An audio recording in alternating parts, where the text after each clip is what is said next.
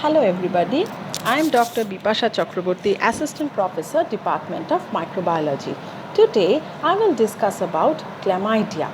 Chlamydia are obligate intracellular bacterial pathogens of humans, animals and birds which is responsible for a variety of human infections affecting eye, genitourinary tract and respiratory tract, causing trachoma, conjunctivitis, non-gonococcal urethritis, lymphogranuloma venereum disease, pneumonia, psittacosis. Chlamydia has a characteristic dimorphic growth cycle which is distinct from other bacteria. It involves alternation between a metabolically inert infectious elementary body and metabolically active replicating reticulate body. This is the unique growth cycle which is not seen in any other bacterial pathogen, which again I will discuss later. Now coming to the classification of chlamydia, based on ribosomal DNA sequencing, family Chlamydiaceae have two genus. Previously there was only one genus. Now they have Chlamydia and Chlamydophila. Chlamydophila has two pathogenic species, Chlamydophila pneumoniae and Chlamydophila psittaci. Chlamydia has only one pathogenic species, that is Chlamydia trachomatis. So the three most important human pathogens we will be studying are Chlamydia trachomatis, Chlamydophila pneumoniae and Chlamydophila psittaci. Now let's see what are the infections caused by them. In the eye, it causes trachoma caused by Chlamydia trachomatis A, B, BA and C. It also causes inclusion conjunctivitis and ophthalmia neonatorum caused by Chlamydia trachomatis D to K serotype. In the genitourinary tract, it causes non-gonococcal urethritis, proctitis and epididymitis in male. In female, it causes cervicitis, urethritis, endometritis, salpingitis, PID, abortion and premature birth. All are caused by Chlamydia trachomatis D to K serotype. They all have very serious sequelae like urethral stricture, infertility, ectopic pregnancy. It also causes a very important sexually transmitted infection, lymphogranuloma venereum disease caused by Chlamydia trachomatis L1, L2 and L3 serotype. In the respiratory tract, it causes neonatal pneumonia caused by Chlamydia trachomatis D to K serotype.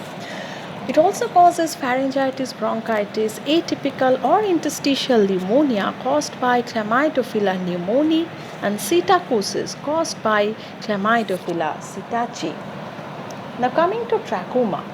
It is a chronic keratoconjunctivitis. It occurs in children, usually 2 to 3 years age group in endemic communities. It is transmitted directly from the fingers of infected children contaminated with eye discharge.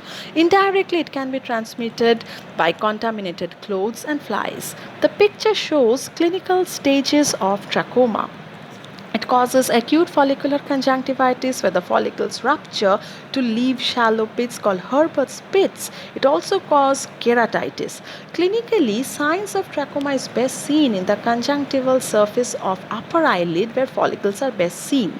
Trachoma has many serious sequelae like conjunctival scarring which leads to entropion, that is inward turning of the eyelid margin, which leads to trichiasis, that is inward eyelashes, which damages the cornea, leads to corneal opacity and blindness. Now coming to the genitourinary infections caused by Chlamydia trachomatis D to K, most important is the non-gonococcal urethritis.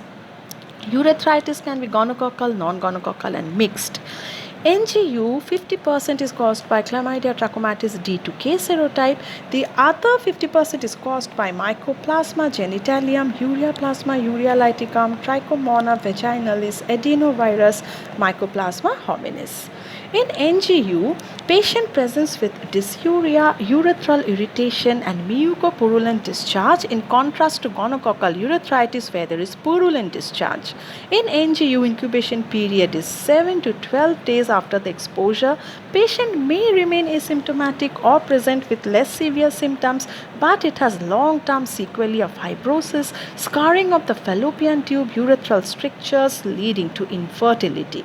Urethral smear examination examination shows plenty of pus cells, but there will be no gram-negative diplococci, whereas in gonococcal urethritis there is plenty of pus cells with gram-negative diplococci. Now, what is post-gonococcal urethritis? It is seen in case of mixed infections with NGU and gonococcal urethritis, where patient receives treatment of gonococcal urethritis, but patients don't receive any antichlamydial antibiotics, so the gonococcal urethritis gets cured, but there will be PGU by Chlamydia trachomatis D2K. Now, what are the other genital infections? In male, epididymitis is very common with serious sequelae of infertility and acute and chronic prostatitis. Patient presents with scrotal swelling, tenderness and fever initially. Now, in case of female, cervicitis with mucopurulent discharge from cervix. This is detected by speculum examination only because there is no symptomatic vaginal discharge, as it does not affect the vagina. Usually, females remain asymptomatic or presents with dysuria, increased frequency, sterile pyuria with no urethral discharge. As you can see in this picture, it spreads from endocervix to endometrium, causing endometritis, to fallopian tube, causing salpingitis, and pelvic inflammatory disease, to peritoneum, causing perihepatitis, that is Curtis-Fitz-Hugh syndrome. They have serious sequelae of tubal blockade and infertility, ectopic pregnancy, abortions, stillbirth, and cervical CA. Now, coming to another very important sequelae of chlamydial urethritis, that is reactive arthritis areata syndrome. It occurs 1 to 4 weeks after genital infections. It is a triad of conjunctivitis, urethritis and arthritis involving large joints. It is usually seen in patients with HLA-B27 haplotype, and it is triggered not only after chlamydial urethritis but also after other bacterial infections like Mycoplasma and Shigella. Now, next is lymphogranuloma venereum disease. It is an STI. It is more invasive chlamydial infection which involves lymphatic tissue. It has 3 stages: primary, secondary and tertiary. Primary stage occurs 3 to 30 days after exposure, and patient presents with painless small papule on external genitalia which ulcerates and heals spontaneously. So usually it gets unnoticed. Secondary stage occurs 2 weeks after primary lesion, where there is inguinal lymph node involvement, very painful condition, unilateral inguinal or femoral lymphadenopathy with bubo. Bubo are firm, hard, painful lymph nodes, and men are usually more involved than women because the cervix and the vaginal lymphatic drainage is in the retroperitoneal and not inguinal. Next, several years after the secondary stage appears the tertiary stage, where there is fibrosis, scarring and blockade of lymph nodes leading to lymphatic obstruction and elephantiasis of genitalia and estheomene. So LGV is very painful inguinal and femoral lymphadenopathy with bubo formation. There is lymphadenopathy, suppurative lymphadenitis, abscess formation which coalesce and breaks down as discharging sinus with pus, as shown in the above picture. The second picture shows sign of groove, which is a characteristic sign of LGV. In the sign of groove, there is swelling in the inguinal lymph node above and femoral lymph node below, with a groove formed by the inguinal ligament. Now, what are the other infections? Inclusion conjunctivitis or swimming pool conjunctivitis in case of adults. This occurs due to accidental transfer of infected genital discharge in the eye, presence as unilateral follicular conjunctivitis with swollen lead, mucopurulent discharge. Usually, after taking bath in the swimming pool, such infection used to occur when the swimming pool was contaminated with the genital discharge.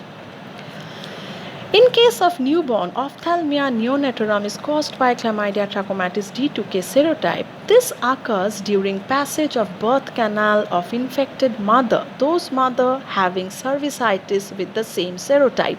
20 to 50% of these exposed newborns have conjunctivitis with mucopurulent discharge, but there is no visual impairment. And 50% of these newborns will develop neonatal pneumonia with the same serotype after 4th to 11th week. And this is because The infection is transmitted from the conjunctiva to the nasolacrimal duct, enters the pharynx, enters the lungs, and causes neonatal pneumonia.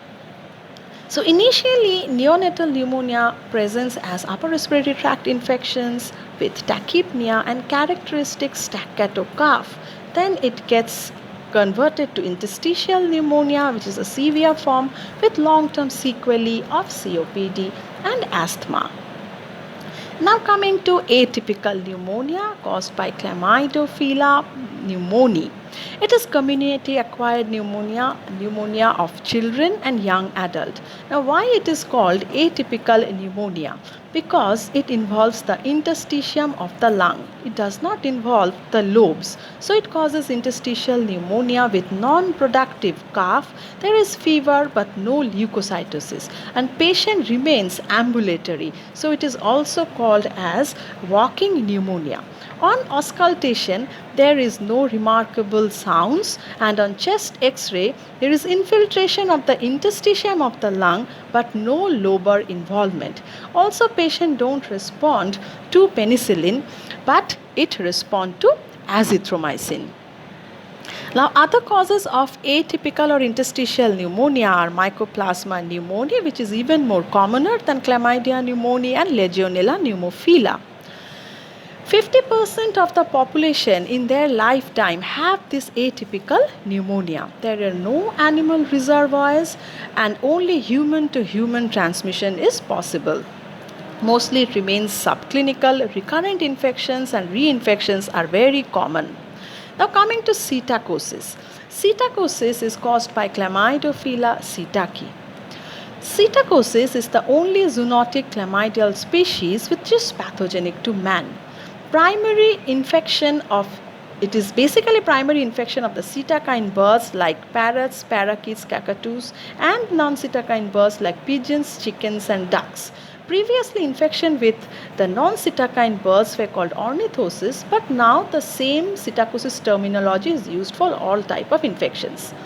So from the birds, the infection is transmitted to human by inhalation of their infected dried feces or inhalation of their dried nasal secretions.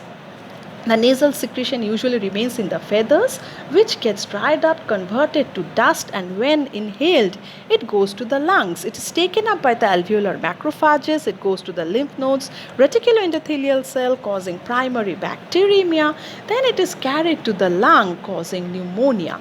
Initially, there is influenza-like illness. Gradually, it gets converted to severe pneumonia with severe sequelae of septicemia, meningoencephalitis, endocarditis, arthritis, typhoid-like state, and pyrexia of unknown origin, PUO. So, it is a highly invasive chlamydial infection. So now we know that chlamydia causes a lot of number of infections and is present worldwide. Now coming back to its biology. So properties of chlamydia, it has both properties of virus and of bacteria. Viral properties are they are obligate intracellular, cannot grow in artificial culture media. Elementary body is very small and can be filtered through bacterial filter. They have intracytoplasmic inclusion bodies just like the virus, but still it is bacteria because it has bacterial properties. It has both DNA and RNA, have lipopolysaccharide that is present in all gram-negative bacteria, but they have no peptidoglycan cell wall. Reticulate body replicate by binary fission. They have prokaryotic 70S ribosome. They are susceptible to antibiotics, and they have smallest bacterial genome with high degree of genetic conservation. And this is because they replicate intracellularly in the intracellular vacuole. So there is no genetic exchange between the bacteria, which gives this high degree of conservation. Now, chlamydia is also called energy parasite. This is because they cannot synthesize ATP, but they depend on host cell for energy and synthesis of ATP. Chlamydia has a characteristic dimorphic growth cycle that I have discussed in the first slide also. which alternates between the elementary body and reticulate body. Elementary body are the infectious form which bind to the host cell, has trophism for squamous epithelial cell and macrophages of respiratory tract and lymph nodes. After attachment, there is uptake of the elementary body, endocytosis, formation of phagosome, but there is no fusion of phagosome with the lysosome, so there is no intracellular killing. After 8 hours, the elementary body differentiates into metabolically active reticulate body, which produces nucleic acid, proteins, lipids except ATP. The reticulate body multiplies by binary fission and they reorganizes to form smaller elementary body within the vacuole. In a mature state, the vacuole may contain more than 1000 elementary bodies. This is called the intracytoplasmic inclusion of chlamydia. Finally, these elementary bodies are released by lysis of the host cell after 48 hours and they become extracellular infectious elementary bodies which again infects new host cells. So, inclusion bodies are the vacuoles which increase in size to form intracytoplasmic inclusion bodies containing developing chlamydial microcolony within host cell containing 100 to 500 elementary body, maybe more than 1000 elementary body which are about to get released. Now, these are the differences between elementary body and reticulate body. Elementary body are extracellular form, infectious, metabolically inactive with rigid cell wall, small in size with electron dense nucleoid and RNA DNA content are the same. Whereas reticulate body are intracellular form, not infectious, metabolically active, replicating form with a fragile cell wall, larger in size with diffuse nucleoid and RNA is more than DNA. Now coming to the intracytoplasmic inclusions of chlamydia, this chart shows different intracytoplasmic inclusions. Chlamydia trachomatis serotype A, B, B and C have HP bodies, Halbert, Stader, Provazek inclusion bodies and L1, L2, L3 has Miyagawa bodies. These are round, compact, vacuolar inclusion bodies. Sometimes HP bodies take peculiar helmet shape and glycogen, they have glycogen in the inclusion bodies. Chlamydophila pneumoniae has small, dense inclusion bodies, round dense inclusion bodies with no glycogen content, and Chlamydophila psittaci have LCL bodies, that is Leventhal Cole Lilly inclusion bodies, which are diffuse, irregular, variable in shape, large. They also don't have glycogen. Now this picture shows HP and LCL inclusion bodies. Now coming to pathogenesis, the antigenic structures are genus-specific, they have lipopolysaccharide, species-specific, they have protein antigen, and serotype-specific, they have major outer membrane protein antigen, MOMP. Other antigens are type 3 secretory system, HSP60 which has a damaging sequelae, and chlamydial protease which helps in inhibition of the apoptosis. In general, the chlamydial infections have two stages, acute and chronic. Acute stage are the have inflammatory response giving mucopurulent exudate, and the chronic stage we can see fibrosis and scarring. And cell-mediated immune response is very important for clearance of the infection and recovery. Now coming to the lab diagnosis.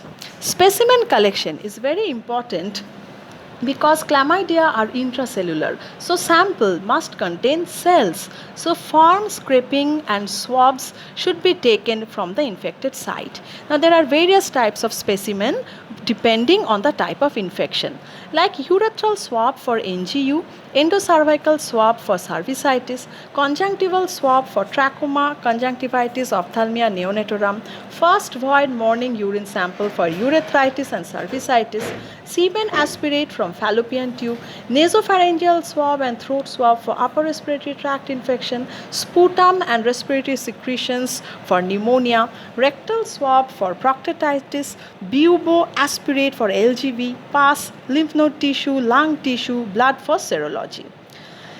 Next is the transportation. The specimen should be transported in sucrose phosphate buffer saline media. with gentamicin, vancomycin and amphotericin B. If the samples are processed within 1 to 7 days, it should be stored at 4 degrees centigrade. If beyond 7 days, then at minus 70 degrees centigrade. Now coming to microscopy, gram staining. Gram staining, we will find plenty of past cell, but there will be no microorganism because chlamydia lacks peptidoglycan cell wall, so very poorly stained.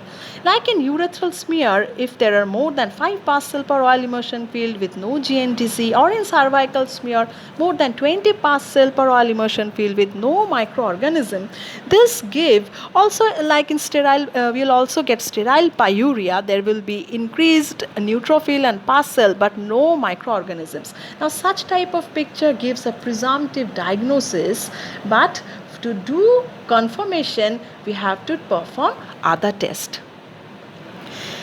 Next, coming to microscopic demonstration of inclusion bodies. As I have already discussed in the previous chart, that inclusion bodies of different species and serotypes helps in identification. So staining can be done by Giemsa stain as shown in figure 2. This shows a Giemsa stain detecting inclusion bodies from conjunctival epithelial cells where inclusion bodies are surrounded around the nucleus, and it is seen by light microscopy. Different serotypes have different inclusion bodies which helps in their identification. Next is the Lugol's iodine. Chlamydia trachomatis inclusion bodies can be stained by Lugol's iodine because of the presence of glycogen, whereas Chlamydophila psittaci inclusion bodies cannot be stained because they lack glycogen. Also other stains like Castaneda, Machiavello and Jimenez stain can stain inclusion bodies. Next is the direct immunofluorescence test. It is a very important test. It detects directly from the clinical material. First a smear is prepared and a fluorescent tagged monoclonal antibody, usually fluorescein isothiocyanate, is used. FITC conjugated monoclonal antibodies directed against LPS antigen and serotype specific MOMP antigen are added, and if inclusion bodies are present in the smear, then it will give fluorescence as shown in the picture. Now coming to the culture. Chlamydia cannot be cultured in artificial culture media, but it can be cultured in cell line, embryonated egg and animal inoculation method. Embryonated egg and animal inoculation are not done nowadays, but cell line culture are done. Cell line used are McCoy cell line, HeLa 229, monkey kidney cell line, baby hamster kidney cell line. First, a monolayer cell line is prepared on a cover slip and it is pre-treated with cycloheximide or irradiation so that it remains in a non-replicative or stationary phase of the growth, over which sample is added, incubated. It is centrifuged, then incubated. Centrifugation is done so that there is better adhesion of the sample with the cell line.